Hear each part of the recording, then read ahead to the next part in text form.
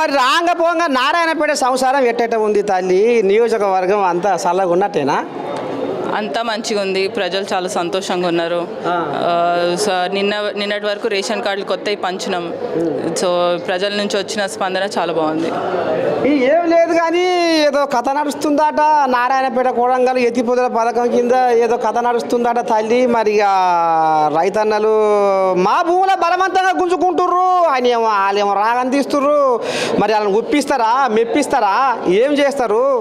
మరి పోయి మరి రైతుల తల్లి వాళ్ళకి ఏమైనా అభయం ఇస్తున్నావా? ఉత్తదే తాత అక్కడ రైతులతో మాట్లాడాల్సి ఉండే. బలవంతంగా ఎవరు కూడా గుంజుకోవట్లేదు. సో రైతులతో ముచ్చటిస్తున్నాం, రైతులని ఒప్పిస్తున్నాం, వాళ్ళకి కన్సెంట్తోనే చేస్తున్నాము. ఒక అపోహ క్రియేట్ చేసినట్టు బలవంతంగా గుంజుకుంటాము అని. బలవంతంగా మేము ఎందుకు గుంజుకుంటాము? రైతులు కోరిన కోరిక అది. సో రైతుల కోసమే చేస్తున్నాం. సో తప్పకుండా దానికి రైతులందరితో ఒకరొకరితో మాట్లాడుతున్నాం, ఒక్కొక్క గ్రామంతో మాట్లాడుతున్నాం. సో రైతులు సానుకూలంగా ఉన్నారు.